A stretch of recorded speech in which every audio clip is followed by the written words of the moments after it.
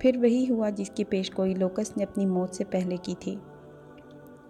اب اسلامی لشکر عیسائی سلطنت کی طرف پیش قدمی کر رہے تھے، اور پھر کچھ دن بعد ہی امین الامت حضرت ابو عبیدہ بن الجراح رضی اللہ تعالیٰ عنہ کی قیادت میں اسلامی فوج نے دمشق، اردن اور حمص پر قبضہ کر لیا۔ یہ تمام عیسائی علاقے کیسر روم کی حدود سلطنت میں شامل تھے۔ حضرت ابو عبیدہ رضی اللہ تعالیٰ عنہ نے جزیہ لے کر تمام عیسائیوں کو مکمل امان بخشی اور برابری کے حقوق ادا کیے۔ نہ کسی عورت کی آبرو ریزی کی گئی، نہ کسی بوڑھے اور بچے کو قتل کیا گیا، اور نہ ان کے مکانوں کو آگ لگائی گئی۔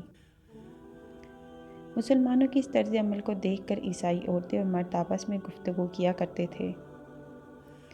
یہ کیسے فاتح ہیں کہ جنہوں نے ہماری عزت و آبرو کے پیراہن کو چاک نہیں کیا، ہمیں سامان رسوائی کے ساتھ بازاروں میں نہیں پھرایا، اور ہمارے مال و متاع کی طرف دیکھنا تک گوارا نہیں کیا۔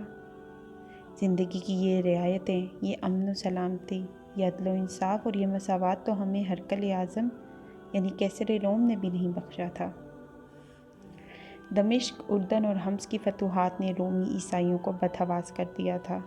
پھر مقامی باشندوں کی ایک بڑی جماعت کیسر روم کے دربار میں اس طرح داخل ہوئی کہ ان کے بال بکھرے ہوئے تھے اور گریبان چاک تھے۔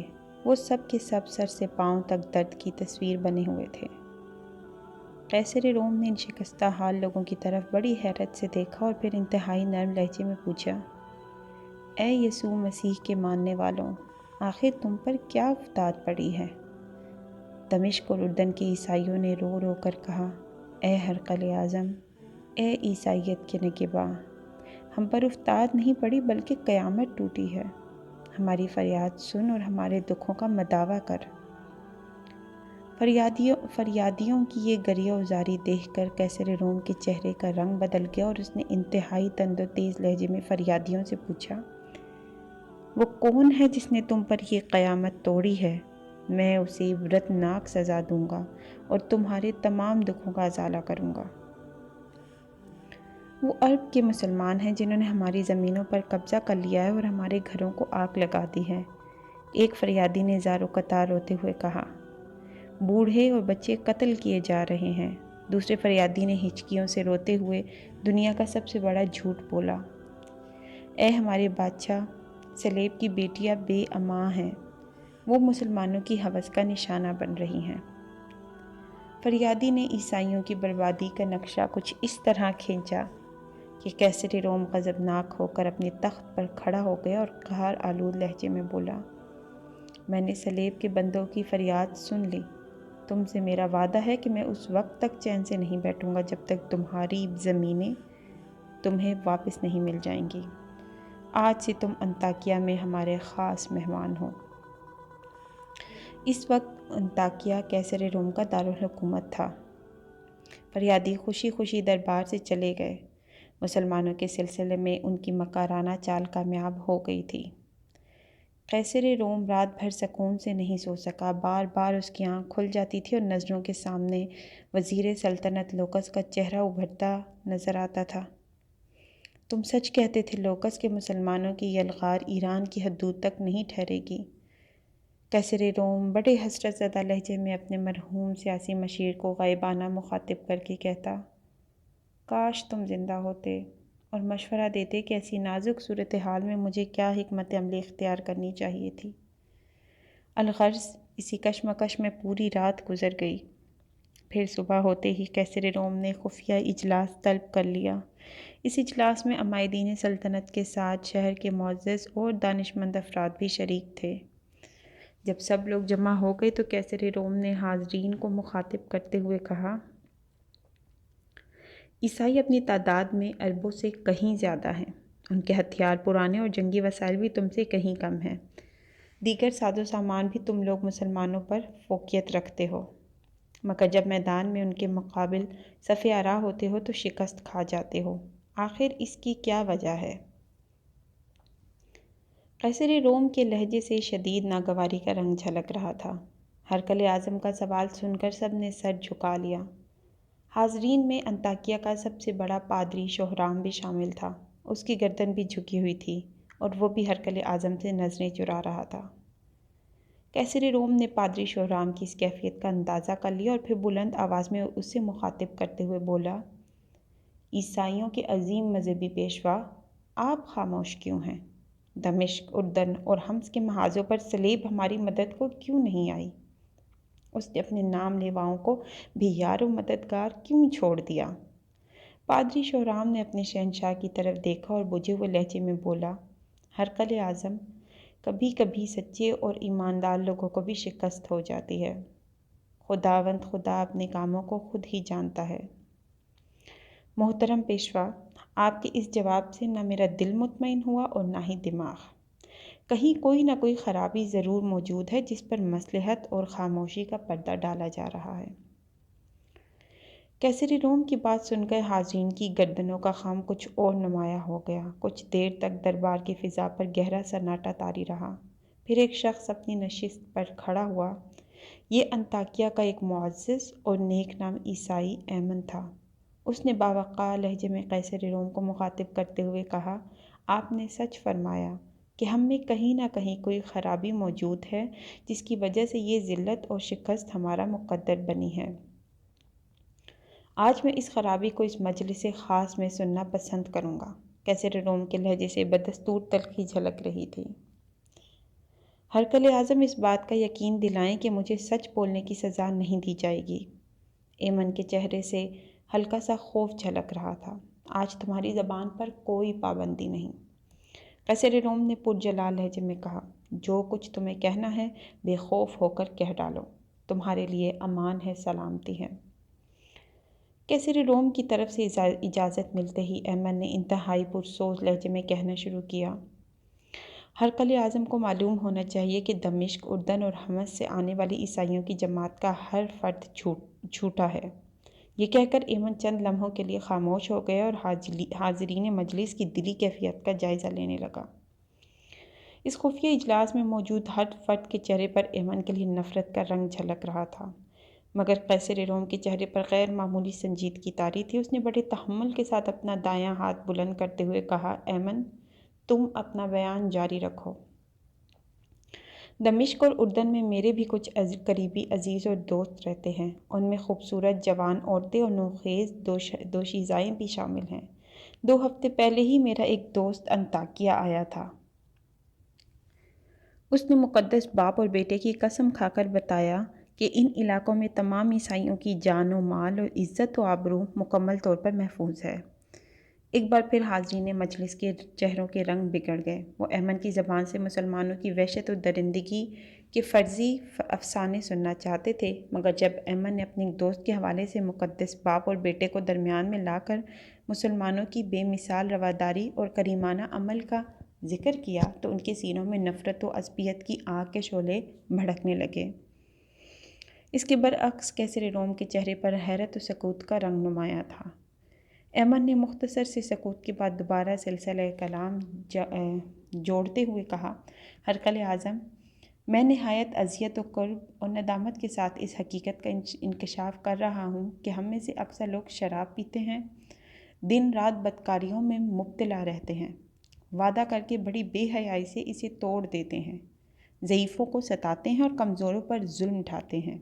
इसके बरक्स मुसलमानों का ये हाल है कि जब किसी से अहद कर लेते हैं तो उसे निभाने के लिए अपनी जान तक दे देते हैं। उनका इखलाक हमसे कहीं ज़्यादा बुलंद और उनका सलूक हमसे कहीं ज़्यादा बेहतर है। वो रात को इबादत करते हैं और दिन में रोज़ा रखते हैं। वो किसी पर जुल्म नहीं ढाते बल्कि अपने बदतरीन दुश्मनों को भी माफ़ कर देते हैं। उनके यहाँ रंग व नस्ल और कबीला व ख़ानदान की कोई तफरीक नहीं, वो सब आपस में बराबर हैं। इसलिए मुसलमानों के हर काम में जोश और इस्तक़लाल होता है।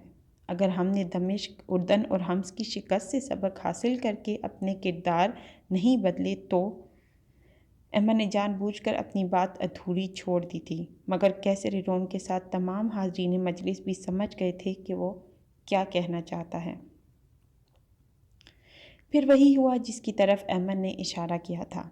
रोमी ईसाइयों ने अपनी आदतें नहीं बदलीं, यहाँ तक कि अल्लाह ताला ने उनकी हुकूमत बदल डाली। मुसलमानों की मुसलसल फतूहात की खबरें सुनकर कैसर रोम घबरा गया और फिर उसने बड़ी उजलत के साथ शाम छोड़कर قسطنطینیہ جانے کا فیصلہ کر لیا۔ جب انطاکیہ اور گرد و نواح کی عیسائیوں کو بادشاہ کے ارادے کی اطلاع ملی تو وہ قطار در قطار محل کے صدر دروازے پر جمع ہو کر گریہوزاری کرنے لگے۔ یہ منظر دیکھ کر قیصر روم کی مذہبی غیرت نے جوش مارا اور پھر اس نے مسلمانوں سے مقابلے کا اعلان کر دیا۔ فوراً ہی برق رفتار قاصد ان علاقوں کی طرف روانہ ہو گئے جو قیصر روم کے زیر نگی تھے۔ ہرقل اعظم نے تمام عیسائی حاکموں کے نام ایک ہی فرمان جاری کیا تھا: عیسائیت کو مسلمانوں سے شدید خطرہ لاحق ہے، تمہیں صلیب پکار رہی ہے۔ قیصر کے اس فرمان نے عیسائیوں کے مذہبی جذبات میں آگ لگا دی اور وہ طوفان برق و باد کی طرح انطاکیہ پہنچ گئے۔ رومیوں کی پرجوش جنگی تیاریاں دیکھ کر لشکر اسلام کے سالار حضرت ابو عبیدہ رضی اللہ تعالیٰ عنہ نے اپنے تمام فوجی افسروں کو طلب کر کے ان سے مشورہ کیا کہ اس صورتحال میں کیا حکمت عملی اختیار کی جائے۔ ہر افسر نے اپنے ذہن کی رسائی کے مطابق مختلف رائے پیش کی۔ بالآخر طویل بحث و تمہیز کے بعد امور جنگ کے سارے ماہرین اس بات پر متفق ہو گئے کہ مختلف محاذوں پر تعینات مسلمان سپاہیوں کو ایک مقام پر جمع کر لیا جائے۔ نتیجتاً تمام مجاہدین اسلام دمشق میں یکجا ہو گئے۔ اس کے بعد حضرت ابو عبیدہ رضی اللہ تعالیٰ عنہ نے مقبوضہ علاقوں کے عیسائی مردوں کو ایک طویل و عریض میدان میں جمع کر کے ان سے مختصر سا خطاب کیا: ہمیں افسوس ہے کہ ہم اپنی بے پناہ مصروفیات کے باعث تم لوگوں کی حفاظت کی ذمہ داری نہیں لے سکتے، اس لیے جزیے یعنی حفاظتی ٹیکس کی ساری رقم واپس کی جاتی ہے۔ حضرت ابو عبیدہ رضی اللہ تعالیٰ عنہ کی تقریر سن کر تمام عیسائی رونے لگے۔ پھر جب لشکر اسلام دمشق چھوڑ کر اردن کی طرف جانے لگا تو سارے عیسائی اشکبار آنکھوں کے ساتھ یہ دعا کر رہے تھے: خداوند خدا تمہیں حفاظت کے ساتھ واپس لائے کہ تم اس زمین پر بسنے والوں کے لیے امن و سلامتی کا سائباں ہو۔ حضرت ابو عبیدہ رضی اللہ تعالیٰ عنہ نے اردن پہنچ کر رومیوں کا مقابلہ کرنے کے لیے یرموک کا میدان منتخب کیا۔ یرموک کے قریب ہی ایک مقام دیر الحیل ہے۔ یہاں رومی فوجی جمع ہو رہے تھے۔ ان کی تعداد تقریباً 2 لاکھ سے زیادہ تھی۔ اس کے برعکس مسلمان سپاہیوں کی تعداد 20 اور 30 ہزار کے درمیان تھی۔ پہلا معرکہ رجب 15 ہجری میں ہوا جس میں مسلمانوں کا پلہ بھاری رہا۔ رومیوں نے کچھ دنوں کے لیے جنگ روک دی اور مصالحت کی تجویز پیش کی۔ حضرت ابو عبیدہ رضی اللہ تعالیٰ عنہ نے سیف اللہ حضرت خالد بن ولید رضی اللہ تعالیٰ عنہ کو سفیر بنا کر قیصر روم کے پاس بھیجا، مگر یہ سفارت ناکام رہی۔ رومی دوبارہ میدان جنگ میں نمودار ہوئے اور اب کی بار ان کا جوش و خروش وحشت کی حدوں کو چھو رہا تھا۔ عیسائیوں کے وہ مقدس راہب جنہوں نے برسوں سے آسمان نہیں دیکھا تھا، وہ اپنی اپنی عبادت گاہوں سے نکل کر عام سپاہیوں میں شامل ہو گئے۔ کچھ پادریوں پر جنونی کیفیت طاری تھی۔ وہ ہاتھوں میں صلیبیں اٹھائی عیسائی لشکر کے آگے آگے تھے۔ وہ چیخ چیخ کر اپنے ہم قوموں کی ہمت بندھا رہے تھے: آگے بڑھو اور صفحہ ہستی سے مسلمانوں کا نام و نشان تک مٹا ڈالو۔ آج دنیا کی کوئی طاقت تمہارے مقابل نہیں ٹھہر سکتی، اس لیے کہ تمہیں حضرت یسوع مسیح کی تائید حاصل ہے۔ 3000 رومی سپاہیوں نے اپنے پیروں میں بیڑیاں پہن رکھی تھی تاکہ میدان جنگ سے فرار ہونے کا خیال بھی ان کے دل میں نہ آئے۔ رومیوں کے تیور اور انداز دیکھ کر حضرت خالد بن ولید رضی اللہ تعالیٰ عنہ نے نئے سرے سے اسلامی فوج کو ترتیب دیا اور مجاہدین کو 36 حصوں میں تقسیم کر دیا۔ پھر ایسی خون ریز جنگ ہوئی کہ یرموک کا میدان انسانی لاشوں سے بھر گیا۔ اس معرکہ آرائی میں 1 لاکھ کے قریب رومی سپاہی قتل ہوئے اور 3000 اہل ایمان نے جام شہادت نوش کیا۔ جب قیصر روم کو اس عبرتناک شکست کی خبر ملی تو شدت غم سے اس کا سرخ و سفید چہرہ دھواں ہو گیا۔ پھر وہ انتہائی حسرت و یاس کے عالم میں سینہ کوبی کرتا ہوا شام سے قسطنطینیہ چلا گیا۔ حضرت ابو عبیدہ رضی اللہ تعالیٰ عنہ کا بھیجا ہوا قاصد فتح عظیم کا مسئلہ لے کر برق رفتاری کے ساتھ مدینہ منورہ کی طرف بڑھ رہا تھا۔ امیر المومنین حضرت عمر فاروق رضی اللہ تعالیٰ عنہ جنگ قادسیہ کی طرح جنگ یرموک کا نتیجہ جاننے کے لیے کئی راتوں سے جاگ رہے تھے۔ پھر جب قاصد نے لشکر اسلام کی سربلندی اور سرخروئی کی خبر دی تو حضرت عمر فاروق رضی اللہ تعالیٰ عنہ مضطرب ہو کر مسند خلافت سے اتر کر سجدے میں چلے گئے۔ معبود حقیقی کا شکر ادا کرنے کے بعد جب حضرت عمر رضی اللہ تعالیٰ عنہ کھڑے ہوئے تو آپ کی آنکھوں سے آنسو رواں تھے اور زبان مبارک پر یہ مقدس کلمات جاری تھے: سبحان اللہ والحمد للہ ولا الہ الا اللہ واللہ اکبر۔